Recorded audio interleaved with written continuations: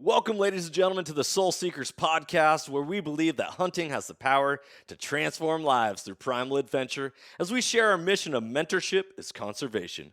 To learn more about everything we do, check out our show on Carbon TV or go to soulseekersnation.com. Freedom on, everybody, and stay soulful. If you want to take your shooting experience to the next level, then check out Coltac gear for 100% made in America products.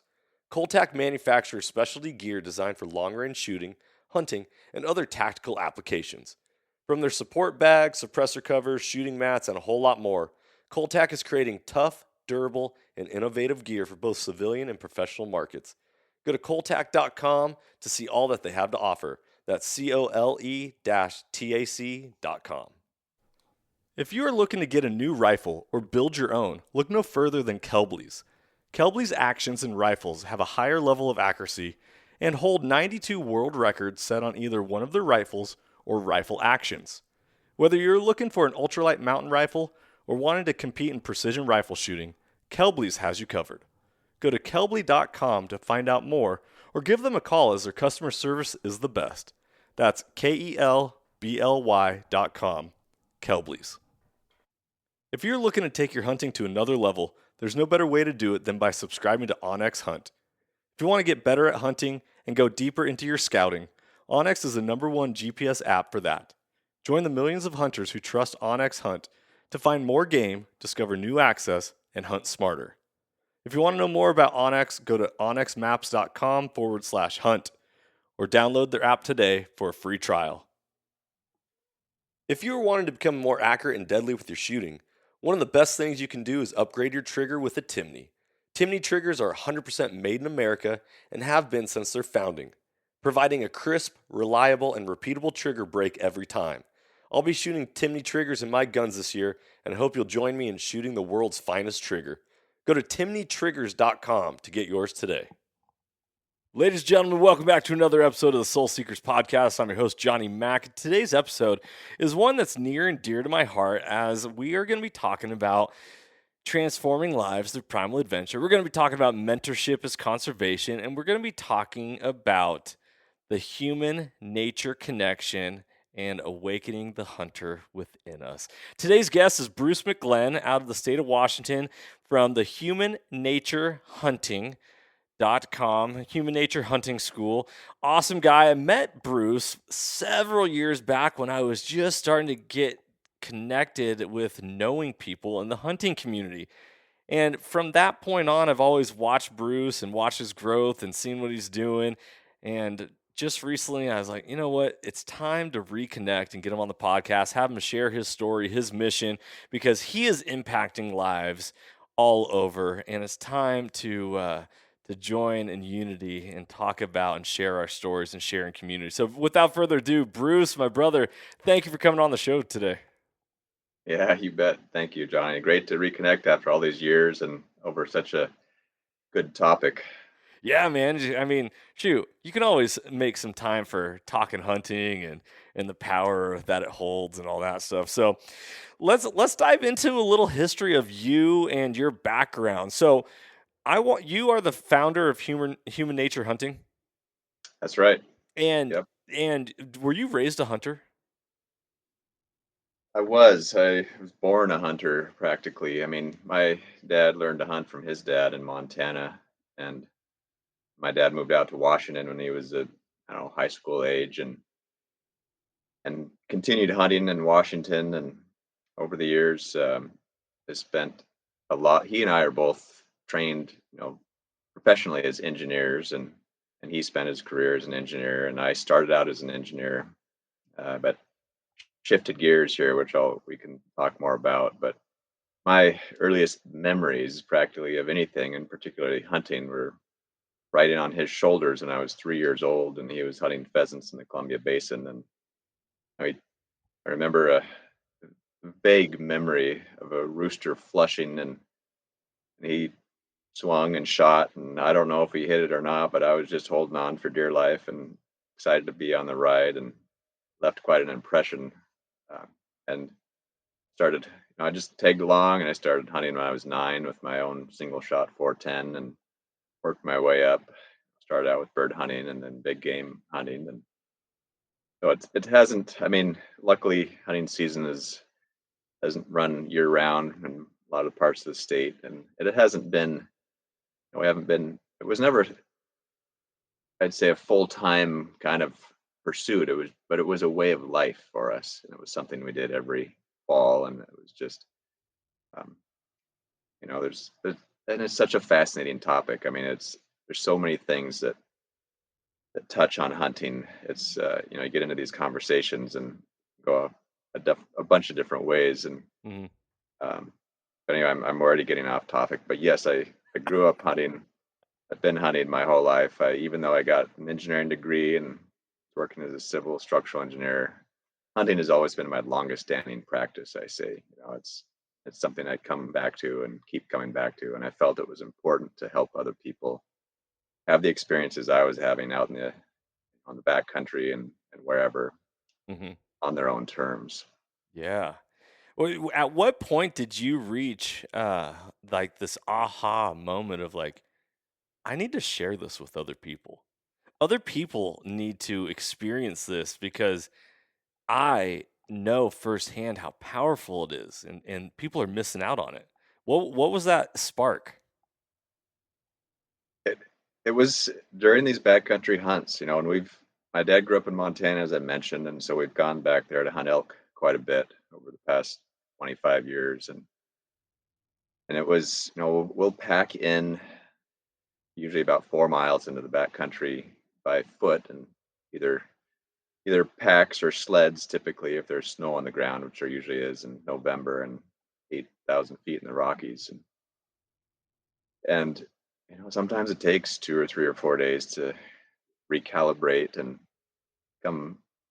coming up from sea level and working in a office all day to spending time out in the outdoors is one aspect of it, but it's just the tuning in and grounding and settling down and tuning up the senses and the intuition and hearing and seeing and smelling things, and learning about the landscape and the animal movements and the sign and what's happening here and what's happening there, and getting close and not quite close enough, and just that whole process of the hunt, and Hmm. after being in there for 2 weeks, regardless of whether I shot something, I came out of that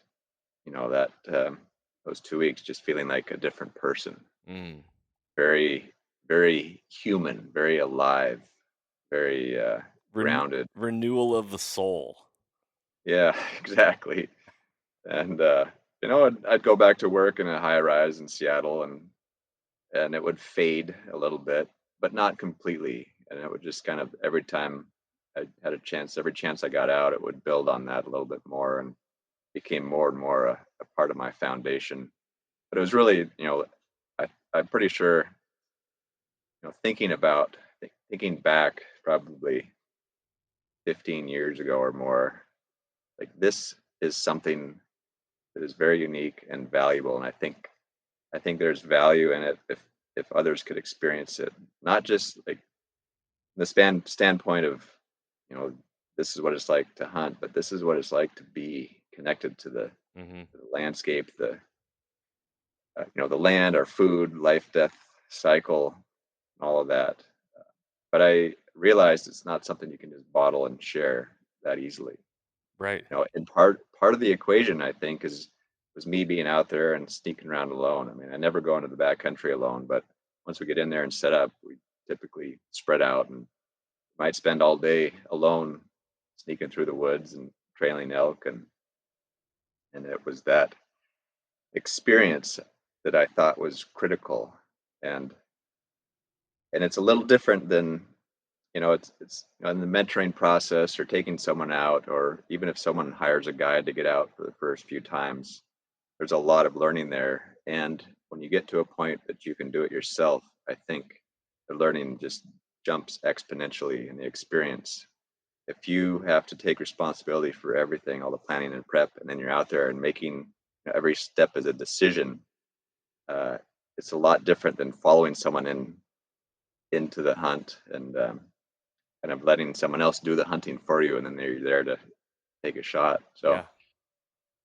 anyway, that's kind of the gist of it. And we and I thought about it for a while, and like, gosh, how the heck am I gonna crack this code? And um, eventually, I landed on this idea of teaching people, trying to give them the skills and confidence to get out there and have these experiences themselves, so they weren't reliant upon anybody, but realizing that there's a certain threshold, there's certain barriers to entry to hunting, and with the right tools and experiences and knowledge, it just opens up a whole new world for them to continue that journey. And I see hunting, as a lifelong learning process. So it's not like a one and done kind of thing, Mhm. but trying to set people up for a lifetime of successful outings and experiences out in the wild.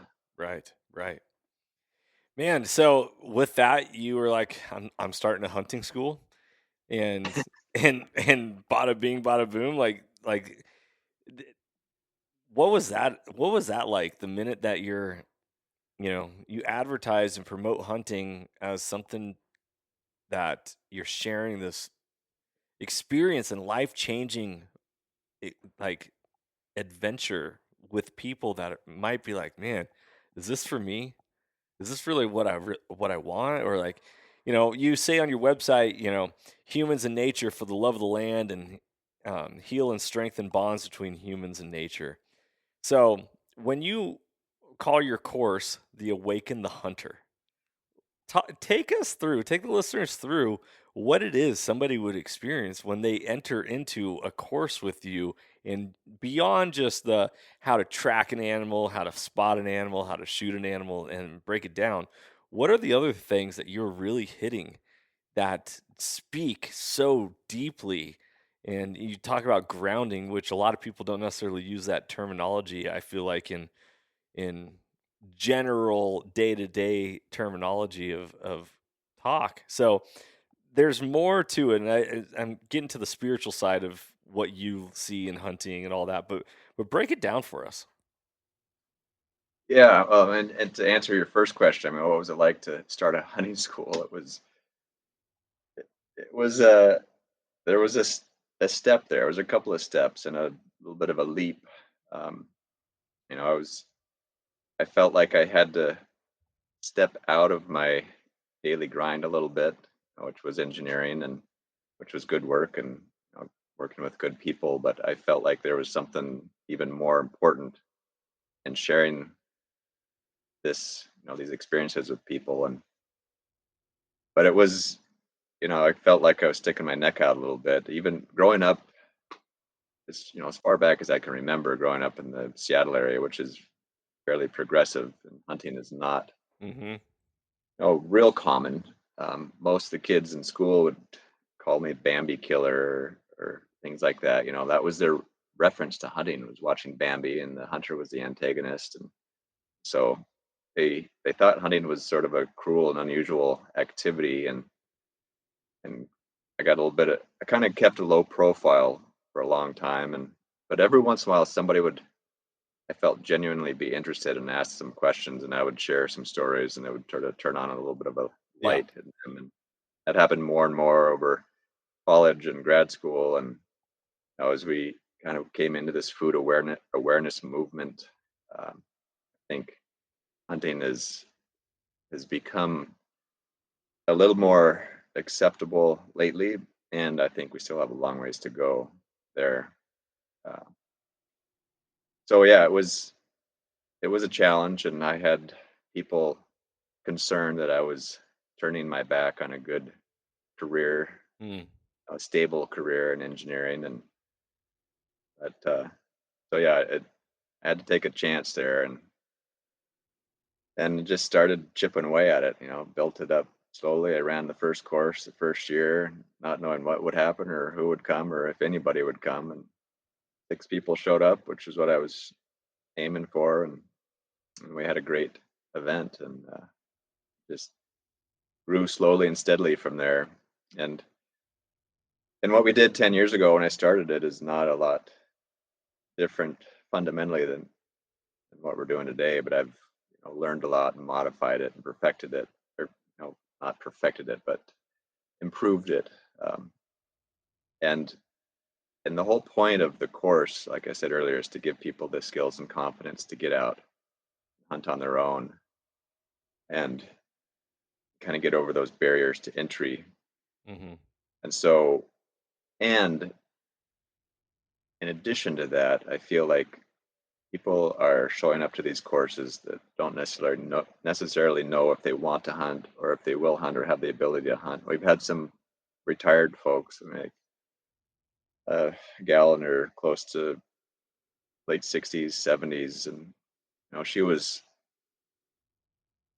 she recognized that her prime years were behind her a little bit, and she wasn't going to be able to go out and do these backcountry experiences, but she wanted to experience the components of the hunt, um, and to have that connection. And we often say that our courses are kind of like, they're getting as close as you can get to hunting without actually hunting, just having the experiences. So we run these courses in the off season, typically in the spring, um, and we'll cover the whole 9 yards. I mean, it's 4 to 5 day courses, small groups of people on site on our property. We're not driving anywhere, so it's just right there, all walking. We've got several hundred acres to work with, and we cover all the planning and prep and tracking and scouting and gear and equipment.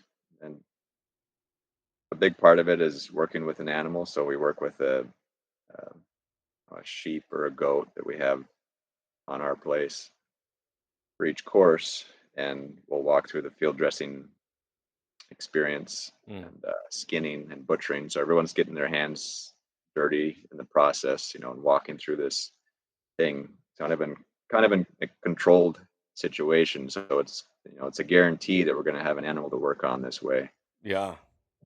and we're not in a rush, and we're not trying to get it out of some compromising situation.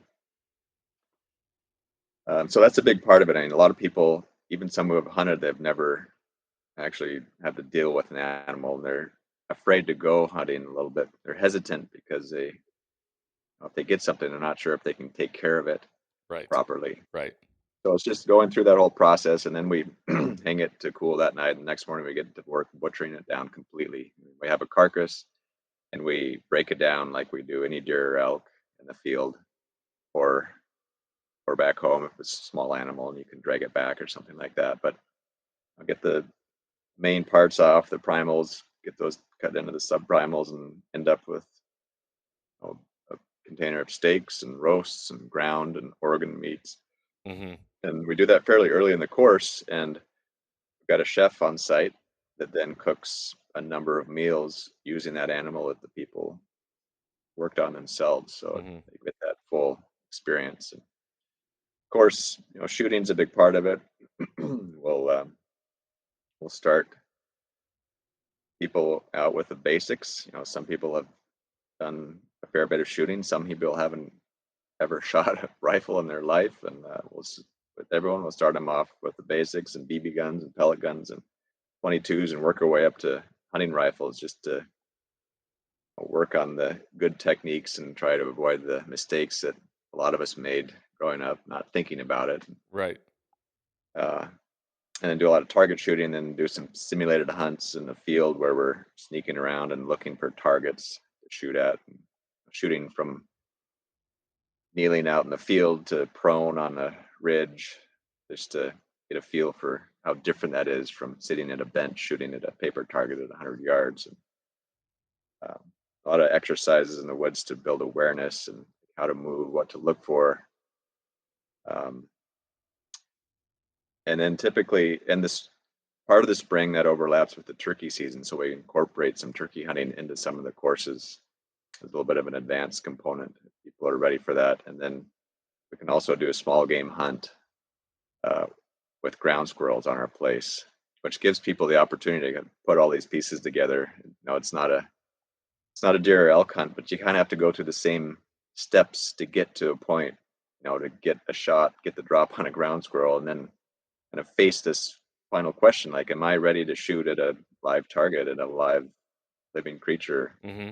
knowing what the consequences could be? And and then to your later question, like the spiritual philosophical part of this, I think, is a huge part. I've got chance to sit around the campfire, the dinner table, or the wall tent with a stove in the early season when it's cold, and share meals and share ideas and ask questions and just sort of philosophize about what it all means to be a human and a hunter or not a hunter. I mean, this is not something I'm preaching. I don't think hunting is the answer to anything, but the connection that comes from kind of a holistic approach to hunting, I Hmm. do think is very critical to our well-being and maybe survival as Yeah.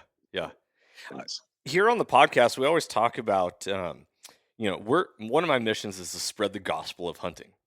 And I believe in tribal roles, in that not everyone needs to be a hunter, but everyone needs to support hunting and hunters, because that is how conservation continues, right? That is how we make sure that there's enough wild things and wild places to last for generations to come, so that we can continue to live a lifestyle that is meaningful, deeply rooted in our spirituality, in our passions, in our creativity, in our every characteristic of what a human being is starts, with courage, going into the unknown, challenging your grit, determination, all that. So this idea of tribal roles is not everyone needs to hunt. However, everyone needs to support hunting. And because ballot box biology, as you know, in the state of Washington, is huge. And if we can't continually spread the word to people and support hunting in general, whether you know you live in Eastern Washington and you're fighting against the people in King County that have no idea about North Cascades and the grizzly bears and all that type of stuff, is hopefully you can at least win the hearts and minds of people. Like, they don't have to hunt, but are you a good human being? Are you showing up with good moral character, and are you being a positive member of society? You know what? I may not like hunting, but I like Bruce. He's a good guy and he supports hunting, and I don't want to take that away from Bruce. So you know what? I'm going to vote for this uh, initiative to protect hunting or to protect animals. And this is the part of that goes beyond just the squeezing of the trigger, just beyond the taking of a life or putting a knife into an animal. Is we got to understand, especially this is why I really found what you do fascinating, is we're advocates and ambassadors for hunting everywhere we go, no matter what we're doing, and people are always watching. So how we operate is extremely important. And you brought up Bambi in your youth, and how, like, everyone associates hunting and Bambi, like, oh man, you killed Bambi's mom, blah blah blah. Well, if you actually go back and watch that movie as a hunter and with adult eyes, you realize that their hunting isn't hunting, it's poaching. And there's Right. all sorts of different seasons going on that aren't actually accurate to the biology and the way nature goes. And so it's truly like disheartening, but us as hunters need to be able to articulate that. And that's something that we miss if we don't enter into community where, going biblically, iron sharpens iron. So the countenance of one friend to another. We got to be able to be at the tip of the spear to be able to fight for what we want and the continuation of what we want to enjoy, and to be able to pass it on to our next generation. So I'm with you on that. Tell me your thoughts. I couldn't agree more. I mean, it's we are in an interesting time, but I mean, change is the only constant really out there. But you think about, for some 2 million years, or plus or minus, is I think our best guess as archaeologists and scientists, that humans and our ancestors have been hunting on this planet, and it's only in the past 5 or 10,000 that agriculture has cropped up, and this major shift has happened, in the Industrial Revolution, and So even in 5,000 years, and 2 million, or even 100,000 is a blip. And Aldo Leopold talks about a something called intelligent tinkering. He says the first sign of intelligent tinkering is that you don't just pull something out and throw it away if you don't understand it. If the whole is good, then the parts that make up that whole must also be good. Hmm. Or contribute to that wholeness. Mm-hmm. And in a way, I feel like hunting is a part that's been pulled out in the last, very recent times and almost thrown away because people don't understand it. We've shifted so rapidly from a hunting culture to even small farms and understanding kind of having a hand in our food and life and death. And now everything's behind closed doors. Um, and it's almost like there was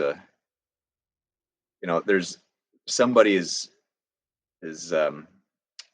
benefiting from this shift, and that people are becoming more dependent on whatever corporations that are pumping out meat and wrapping it in slippery plastic. And um, so yeah, it's I think going back to the Aldo Leopold concept, this intelligent tinkering, I feel like there's something very valuable in that component of hunting, that makes us human. And and I try to approach hunting in a broad, kind of a broad idea, relationship to us, and how we're all related to the planet and the universe. Um, and I try to paint a picture that, it's like you said, it's more about just the hunt. It's more about pulling the trigger or releasing the arrow. It's about how we're connected to this bigger picture. And if we lose hunting completely, we might be losing a component of a very critical piece of who we are and how we're connected to the land. Almost like, the food from the land is a gift to us, and then if we don't want, if we reject it, Mm-hmm. what what are we losing there? What systems are breaking down, and how are we then separating from the bigger picture, the earth, the ecosystem? So it's complicated, and it's gotten very complicated very recently. Um, but it is, I agree. It's something we kind of have to fight for, unfortunately, right now. And it's even, gosh, back in the late 80s, mid 80s, maybe, my dad ran, he and a few folks put together an initiative, it was Initiative 90, and it was an initiative to raise funding for wildlife management, because even back then they were worried about it, because I'm sure you've talked about a lot of the funding for wildlife management comes from hunting licenses and Mm-hmm. taxes on gear.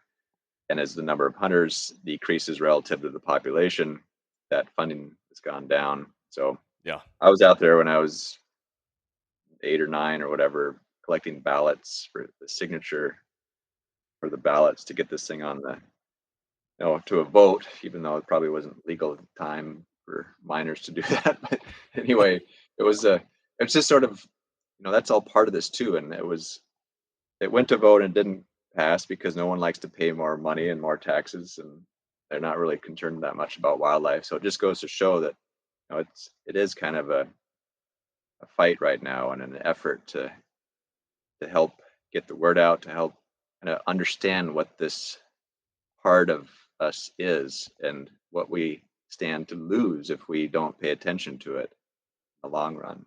Yeah. What is it that you think we'd lose? Like beyond that, the actual activity of going hunting. What is it that you think we'd lose within society? Somebody asked me a couple of years ago if I was a vegetarian, or if I became a vegetarian, would I still hunt? Something along those lines. And I said, without hesitation, I said yes.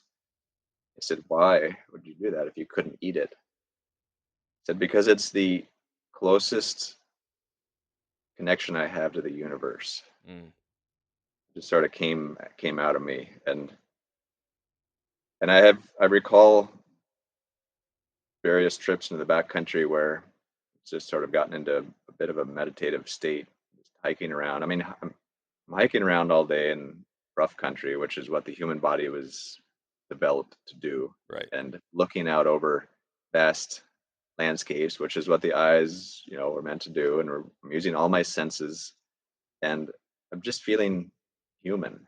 And I think that's, and I'm feeling connected to this, whatever this bigger picture is. Yeah. I think that's what we would lose. Uh-huh. Who knows? I mean, the past doesn't dictate the future, and maybe 1,000 years from now we're going to be living in the computer world, and none of this will matter. But I feel like, at that point we'll have lost a lot in terms of just what the experience is of being human on the planet Earth, floating around Yeah.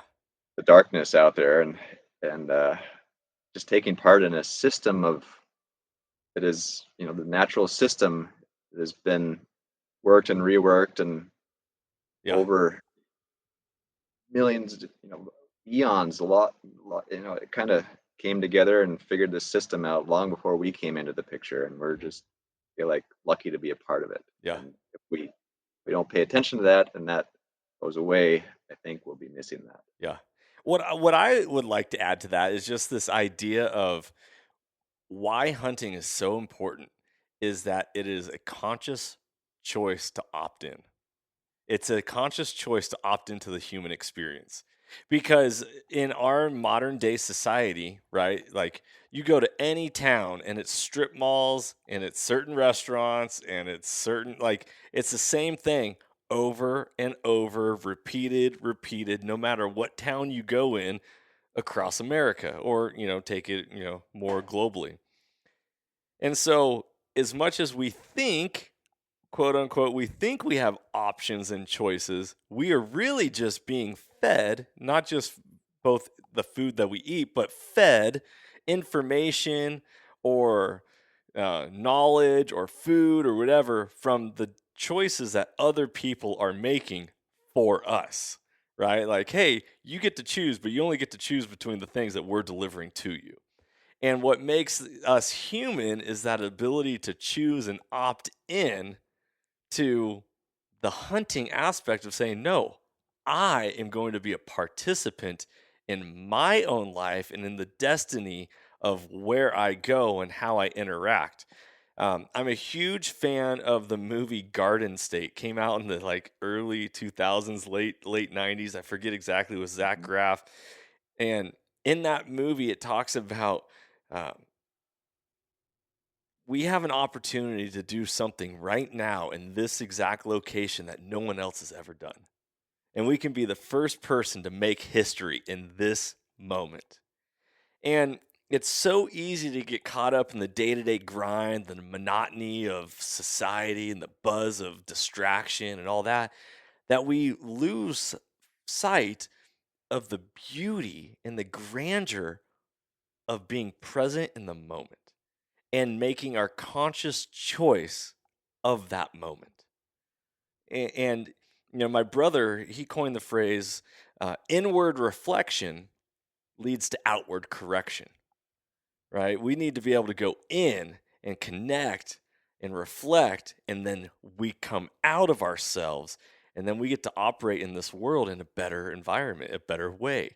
And by the decision to become a hunter, the decision to pursue your own game, the decision to feed your own family, to choose what type of lifestyle you want to have, you are really truly becoming more of a human than anyone else in this world, because in a world of AI, automatic this, instant gratification this, you're breaking the cycle, you're breaking the matrix and truly living. And that is why like hunting is so important and impactful for me.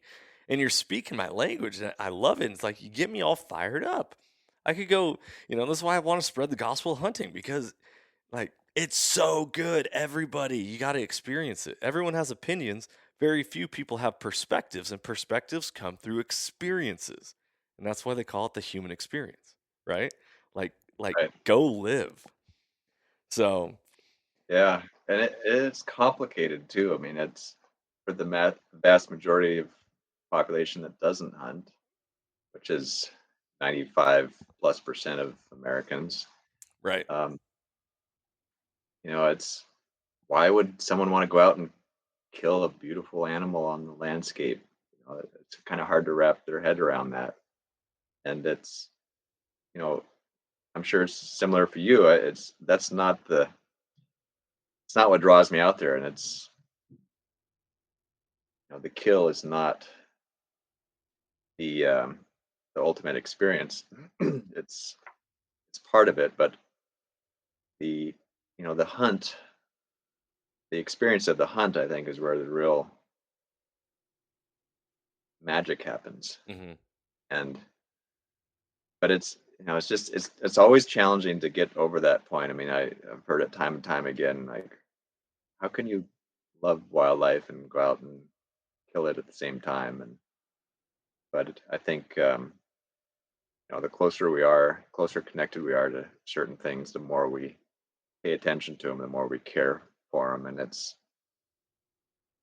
really looking at the whole, the bigger picture, Yeah. and realizing that, yeah, I mean, we're alive today because our ancestors were successful hunters, and Mhm. they killed things to Yeah. feed their brains and their bodies and pass on to the next generation. And so it's not like hunting is a new thing that we're inventing here. It's kind of one of those things that's been around so long that we yeah, that's just it's really tricky. It's Yeah. like, how do you, and everyone operates differently and reacts to different things, and so I do think we have our work cut out for us in terms of sharing these stories Yeah. and educating people, and you can't force it on them. Yeah. Um, but I think that there are people that are becoming more and more curious and have zero experience hunting or Right. even dealing with hunting gear or shooting, and there's not really a great opportunity for those people to take those next Hmm. steps. So that's what we're trying to do, is make it really easy for folks that have no experience, no gear, nothing.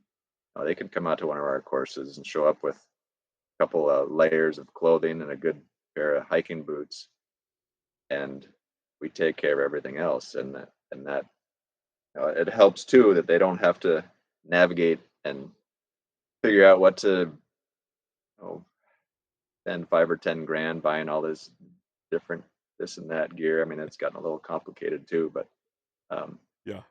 but yeah, I kind of jumping around here a bit, but to the main point, like, yeah, how do we get that word out in a way that invites the general public to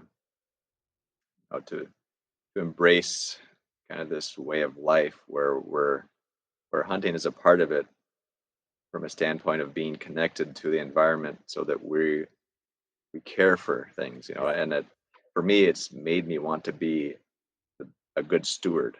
Yeah. And I try to incorporate that into our mission, and that, I'm hoping that the people that I work with come out of this with a renewed energy of like, okay, yeah, I see it's important to think about the bigger picture, take care of the environment, and start passing that on too. And we invite people at our courses to say, what kind of conversations can you have when you get home with people? Can you think of people that would be receptive to this or not receptive? And could you now explain a little bit more about the benefits of being open to this way of life, Right. and how that might be Right. important?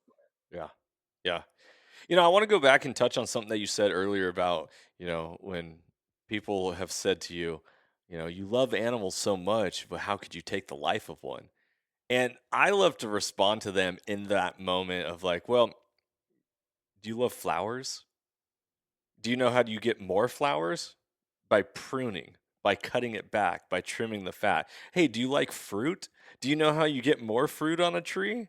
By pruning it back and trimming it. And so it's this, I love to, paint pictures for people to be like, you're already doing what we're doing. We're just doing it in a different way.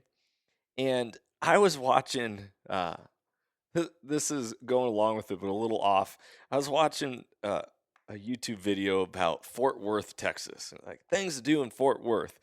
And I was watching this video, and this video was going through, obviously barbecue because it's Texas and different things. And then it went to a vegan restaurant.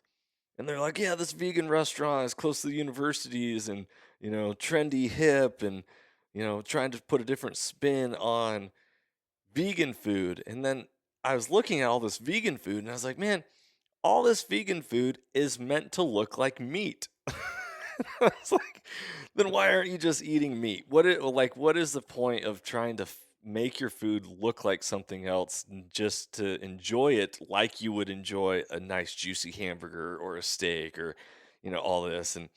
And so to be able to paint these pictures for people, and the thing is I'm an educator. I don't know if you know this about me at all, Bruce, but I'm a school teacher for the last 17 years. So I deal with the public on a day-to-day basis, and not everyone that I engage with has the same beliefs, views, and values as me. But one of the things that really impacts people is one thing that really draws people to hunting is not necessarily the killing, but it's the unknown. And in today's society, it's I know what I'm doing when I get home. I'm turning on Netflix. I know what show is going to be available. I know if I hit this restaurant, I'm going to get my favorite thing. And we're, process of doing the same thing, monotony day in and day out. And it's the unknown that makes life exciting. And that is what hunting provides. And that doesn't get replicated very often in life. Like I can go on a hike.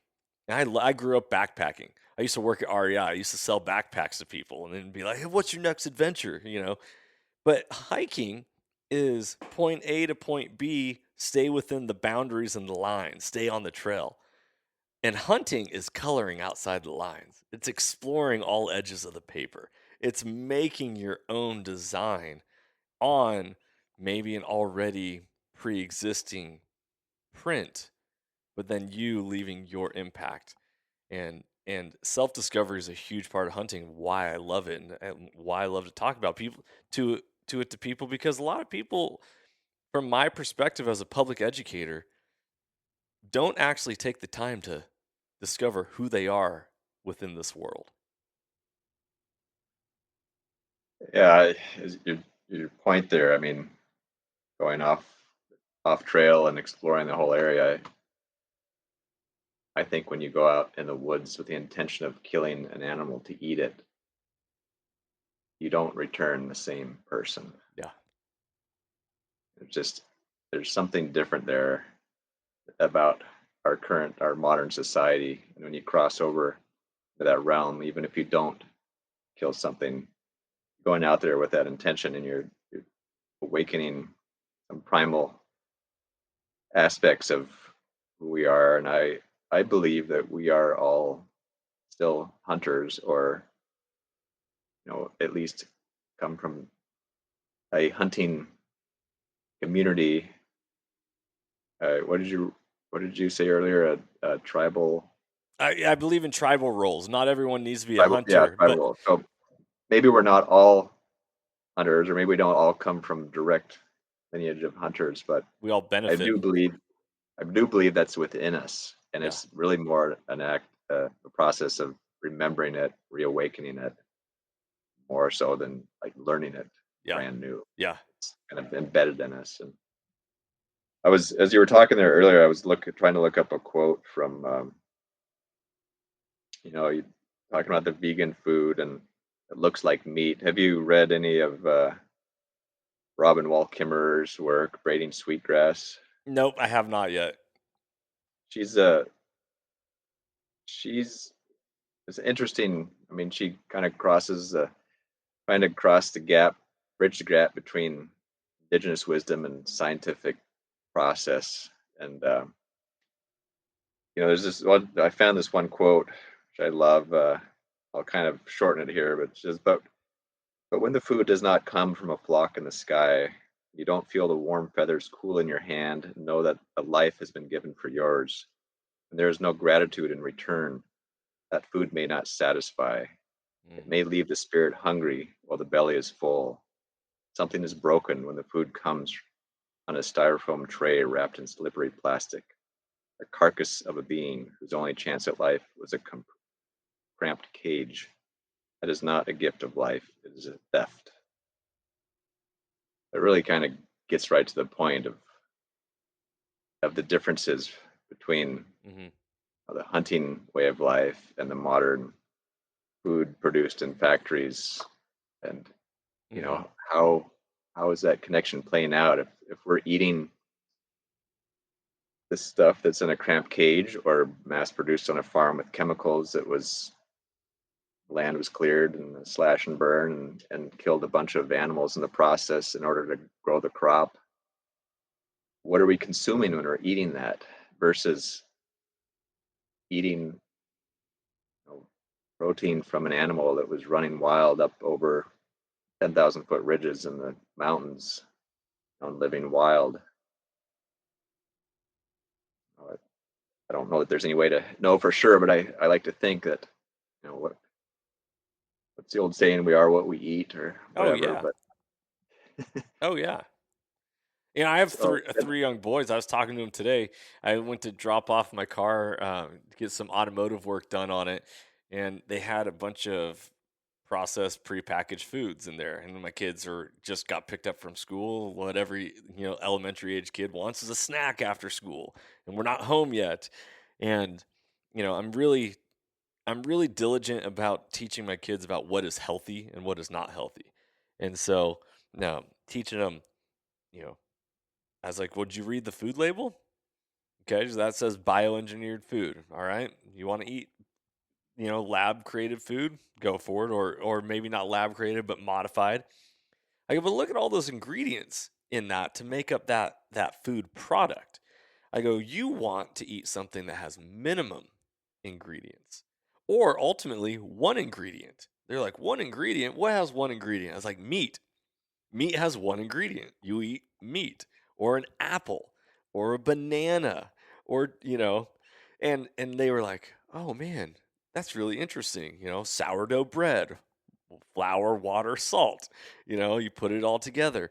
And these are the things that, like what you were saying, gratitude. Gratitude makes everything enough, but gratitude makes everything more meaningful as well, right?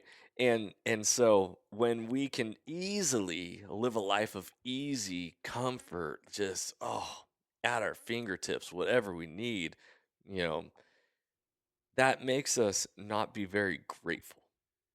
And it's through the process of waiting and patiently striving for our meals, whether it was cooked by you or you have to thaw it out in the freezer before you cook it. That process of thinking and having foresight and waiting, going through it, makes everything more gratifying, both to our bellies but also to our souls. yeah, exactly. And there are probably easier ways for us to hunt than what we choose to do, hiking into the back country. But we choose that because it's such for us, it's a much deeper, more enriching experience, Yeah, and it's a lot of work. yeah, And there have been a number of times where we pack in 4 miles, set up camp, and then we're another 2, 3, or more miles back up into the back country and shoot an animal right 5, 10 minutes before dark, and then alone, and I'm field dressing and breaking down an elk in the dark and 15-degree weather, and running out of trying to melt snow in my water bottle in my pocket and making sure a right. wolf or a cougar isn't sneaking up behind me, and getting it hung up in the tree as best I can, and getting back to camp and refueling and recharging and getting out there the next day to haul the meat down out of the mountains, and then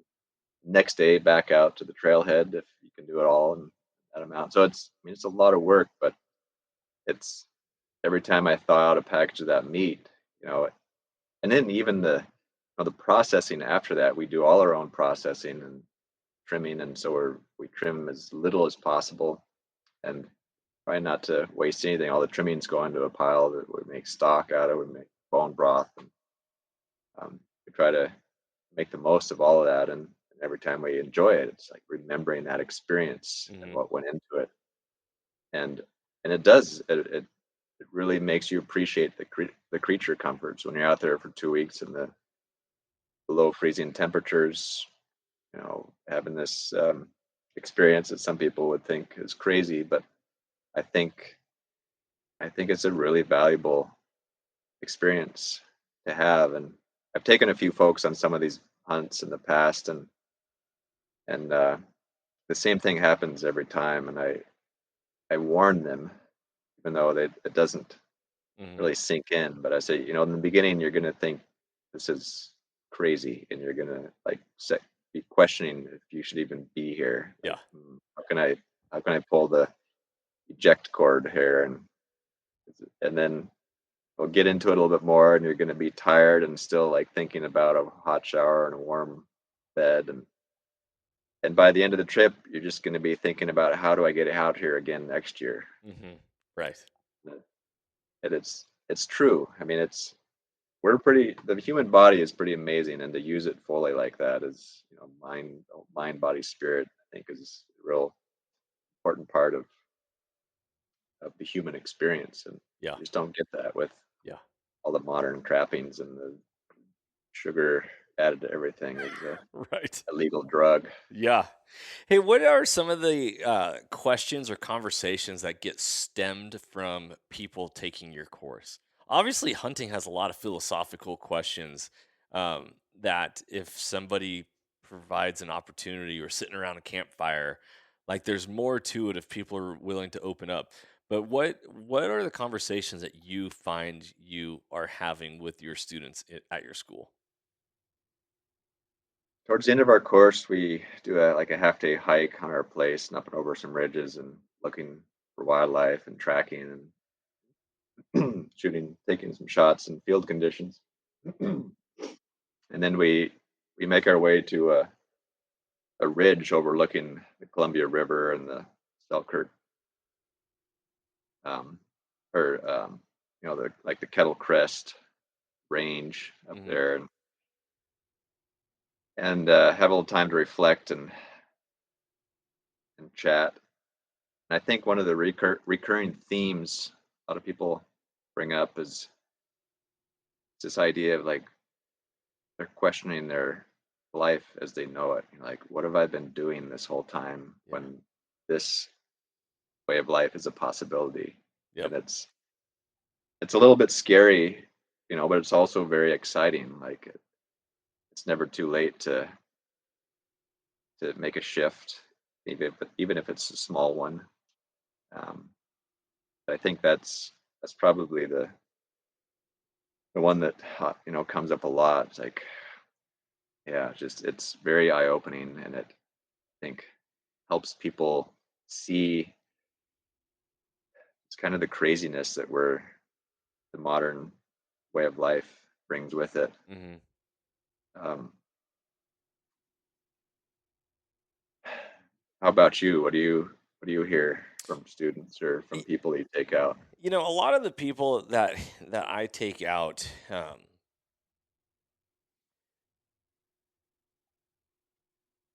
we don't know what we don't know, right? Ignorance is bliss. And for a lot of the people that I encounter and mentor or show them and provide them an opportunity to experience is number one, exactly like what you said, is man, I've been missing out. I didn't know that this was something that I could get out and do and that I can do on my own, right? Like, you don't one of the I really feel like I wasted my 20s because I didn't take my hunter safety until I was 30 years old. And during as a school teacher in the summertime, I felt like I was always waiting around for other people to get off work. And here I was, had all this time on my hands where I could have been exploring and adventuring and honing my skills and mastering my craft and learning new things. Um, but my mind was so narrowed into the go along, get along phase of life, right? Like, this is what I do. I'm a robot. I go to work. It's 5 o'clock. It's time to get off work, whatever. Rather than understanding that there is so much more out there. Hmm. It's so much more. And we only know what we know. Like, you know, my relationship with my parents was never the best growing up. But to me, it was always, oh, dad, you're the best. Dad, you're the best. Why?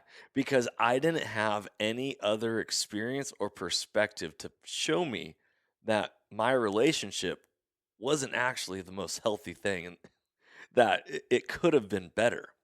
And so when we provide people opportunities to see the world from a different angle,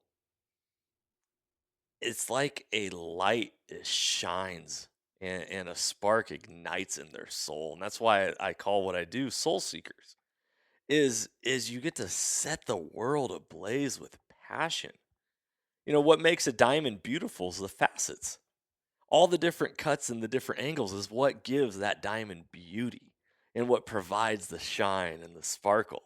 And so when we are able to, if we envision ourselves as a diamond and the more facets that we can cut on ourselves and create so that we can take in the light from all these different angles and then refract it back out, is what, number one, makes us be the light of the world and also allows us to shine light. And where there's light, there's no darkness. And people, there's safety and comfort in the light. And darkness, people get scared of and they're afraid of the oh, what's out there? Well, we get to cast light through our experiences of learning something new, and that is healing. That is safety. That is I can do this, providing, you've heard the saying, give a man a fish, he eats for a day, teach a man to fish, he eats for a lifetime. Well, give a man a backstrap steak, he'll eat for great for a night, but teach a man how to go get his own. You just revolutionize his entire life. Yeah, I mean, you could even take that a step further and say, let a let someone shoot for a day, Uh-huh. and and they might get something, but really teach them how to be a hunter, and they'll hunt for a lifetime, which is kind of the difference between a short one-off guided trip versus really taking a holistic approach and what it really means to be a hunter, Yes. all the work that goes into it. Being able to shoot something proficiently is an important skill, but it's probably not the most important skill in terms of what it takes to connect. Oh yeah. Oh yeah. So a lot of people love waterfowl or turkey hunts, bird hunts to be like mentored hunts and learning how to hunt. Not very intimidating. The animal that you're shooting, it's not like overwhelming. You don't like, oh man, I don't have freezer space for all this meat. Well, you got some room for some duck breasts or a turkey or whatever. But I actually believe one of the best, if not the best, mentored hunt that you could ever take somebody on is a black bear hunt. And for multiple reasons. Number one, because of what bears represent. You know, growing up, it was always, oh man, scared of bears in the woods, right? Like, oh, a bear's gonna get you. Well, when we can be our ultimate apex predator and go out and face to face another apex predator in its environment, there is something in that challenges the courage of a human being, right? Like, you drive down the road, you see deer. You maybe drive in an area, you see elk. You might see turkeys. But how often do you ever see a bear, right, in the wild, unless you live in certain environments? And so when you think of this animal and how majestic it is, like a bear challenges the courage of people a whole lot more. And then it's also such a wonderful talking opportunity to share that black bears are actually a more preferred meat in America for indigenous people rather than white-tailed deer. They rather have black bear meat over any other meat. Daniel Boone loved black bear hunting. And so, you teach them and talk to them about the talking points and how black bear is such a polarizing animal for people to hunt, right? There's hunters that love hunting, but then won't hunt black bear because they don't think hunting that predator is a good thing. Yet we have an abundance of black bear, especially in the state of Washington. It's one of the highest populations of black bear in the entire United States. And so that, along with the opportunity that it's a longer season and it's a crossover um, animal. So I'm a child of the 90s. I believe in cross training. I played college football and college lacrosse. A part of me being the best athlete in those sports was because I also played basketball and I also played soccer and I also played, and it was Bo Jackson, professional football and professional baseball guy. Bo knows everything. And so when you go out for bear season, you're in the woods for deer when they're not being hunted. And all of a sudden you're like, oh, I see this is a spot for deer, or this is a spot for elk. Oh, there's turkeys over here. And you use bear hunting as a cross training opportunity to prepare you for other seasons. And I think that is one of the things that is missed when it comes to bear hunting specifically. Yeah, and it's also been a kind of a hot topic in Washington, as I'm sure you're aware of people wanting to shut down some of the bear hunting and bear seasons. And Yes. probably, I mean, a lot of that stuff is probably more emotionally run than anything. Hmm. You know, there are a number of reasons to hunt bears in the spring.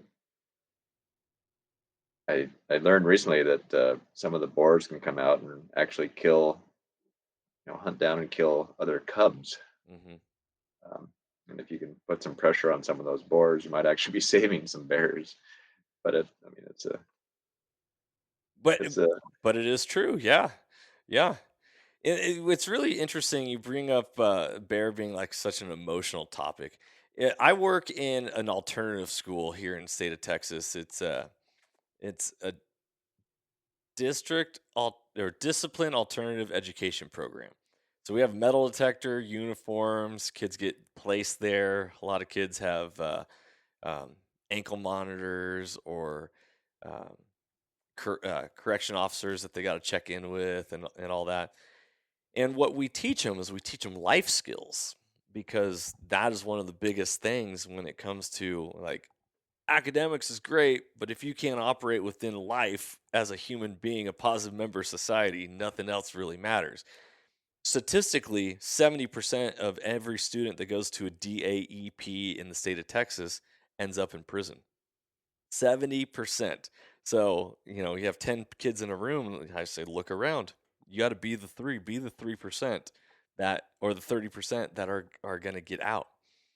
And so, what we teach them is that anger covers hurt or fear.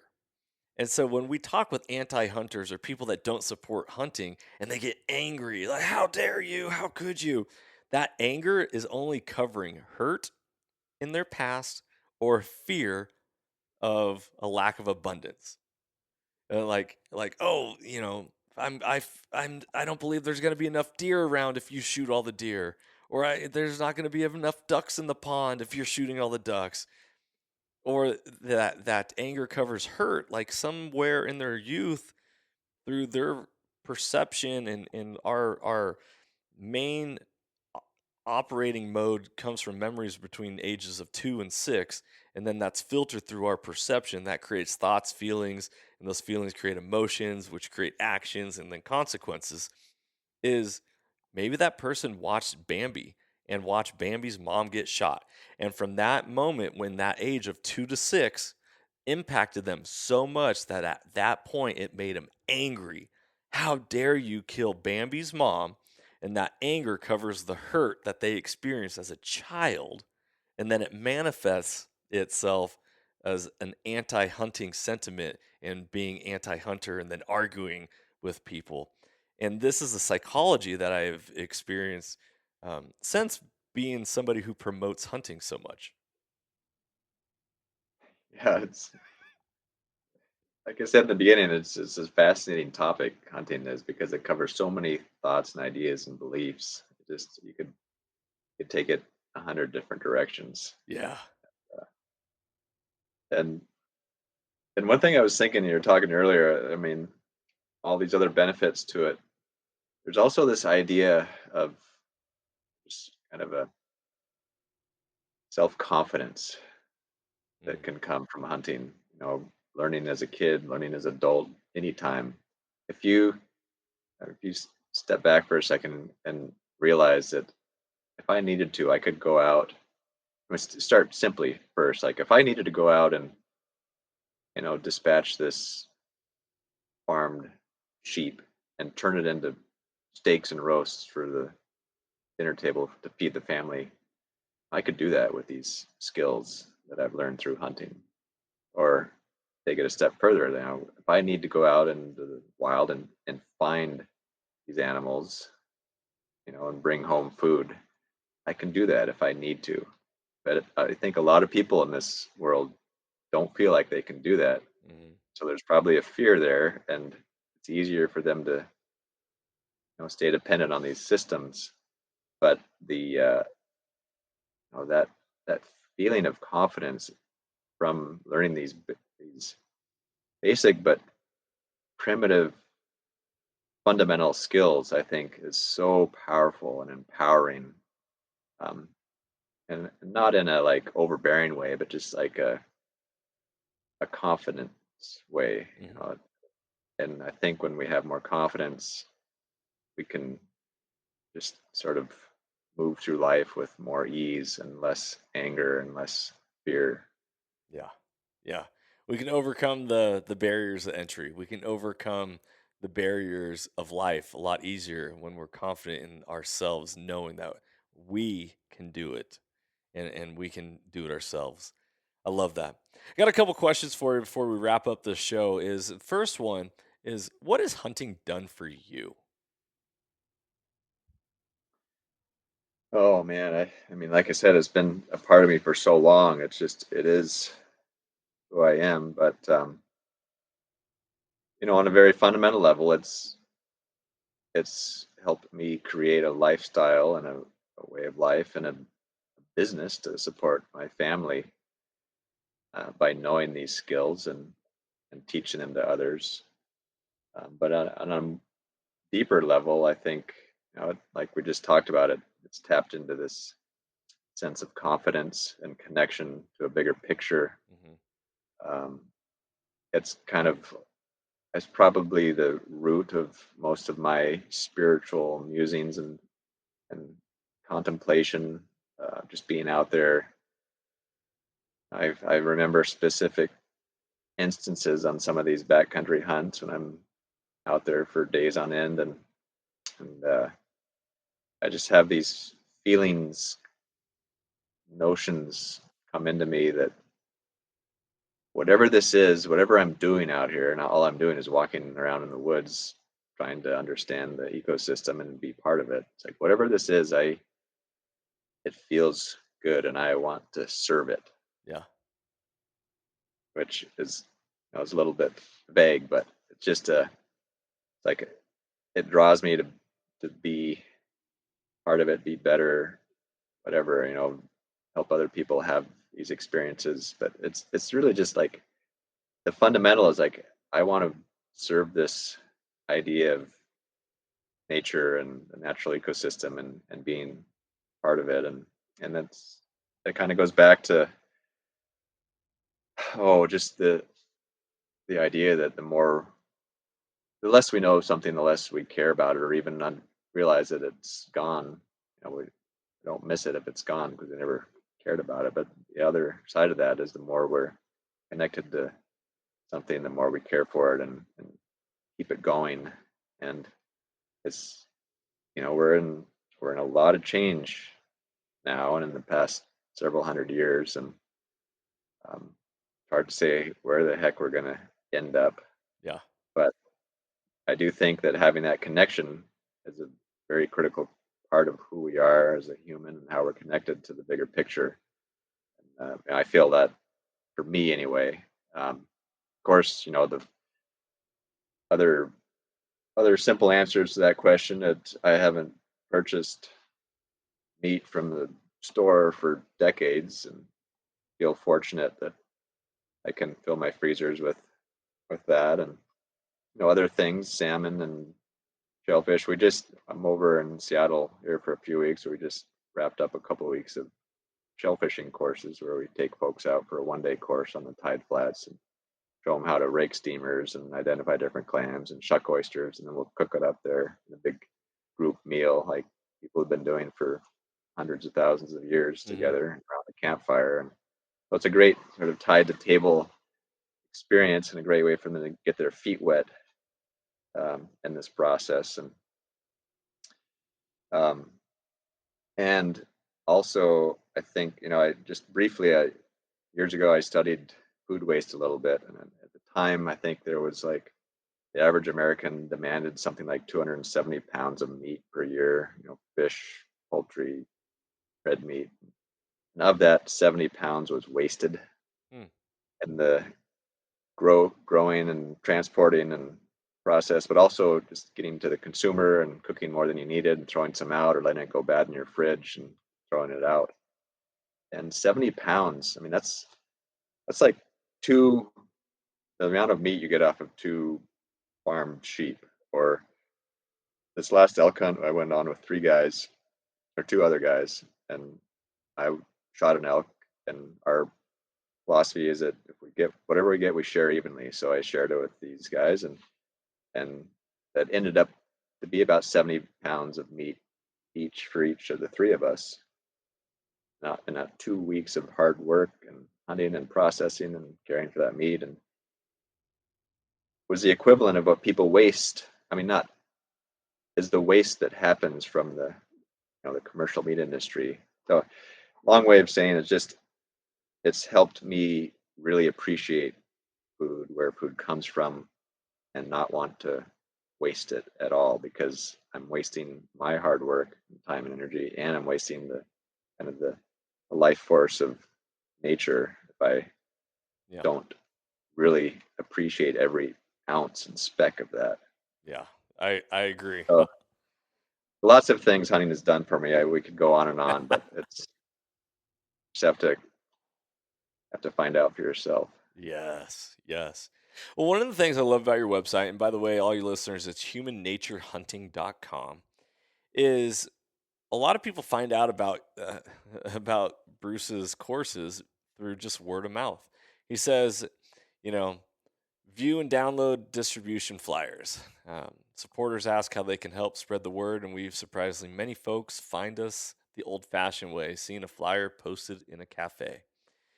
I love that because at the end of the day, we are whether we want to acknowledge or not, we are a walking billboard for whatever we want to promote, right? And wherever we go, we are always promoting the things that we love and the things that we do with us, whether we know it or not. And so if you love hunting or you know somebody who might enjoy going through this process, whether it's hunting or shell fishing or whatever courses are offered, um, it, give the gift of that to somebody else. Maybe sign them up for the course. Maybe send them a flyer, download it from the website, send it to them, send them a link, and provide an opportunity for somebody to really have their life transformed through the power of hunting. So, Bruce, anything that I missed that you want to hit up and make sure that listeners know all about Human Nature Hunting School? Oh, no, I mean, we do work hard to try to make it accessible. I think at least a third of our participants are women these days, which is great. Um, I'm it's a small family-run operation, and we intend to keep it that way, and for now anyway. And I try to be very accessible. So easy to, to find a way to connect with me and have a quick conversation if you have questions or anything. We're also big part of this is the community that we're creating with the alums, and we also just had our annual fundraiser a couple of weeks ago at the Seattle Filson shop, where we had wild game tasting and a silent auction, and that goes to building our scholarship fund to make it even more accessible to folks and building the community. I think it is important to have that community to continue the process and collaborate with others and ask questions and continue the learning together. Because most things are better in community, Yeah. and I don't necessarily like to sneak around the woods with a big group of people, but like I said, I'd never go into the backcountry alone. And at the end of the day, I want to come back to camp and sit around the campfire with people that I trust and enjoy being with Yeah. and can count on to help me out if I need it. Yep. Yep. Absolutely. Well, brother, thank you so much for coming on the show, sharing everything all about Human Nature Hunting School, and just sharing your passion for hunting and the continuation of it. Guys, if you enjoyed this episode, the best thing you can do is like, share, subscribe, leave a comment, rating, review. It helps share the mission of Soul Seekers that much more. Remember, hunting has the power to transform lives through primal adventure, as mentorship is conservation, and you can never outgive good. For Johnny Mack and Bruce McGlenn of Human Nature Hunting School, be blessed, freedom on. Remember, be the change you want to see in the world. Stay soulful, everybody. Thanks for listening. If you enjoyed today's podcast and want to support the show, you can always like, share, subscribe, and leave a rating, as it helps us share our mission of mentorship is conservation. Thank you so much for tuning in and being a part of Soul Seekers Nation as we transform lives through primal adventure.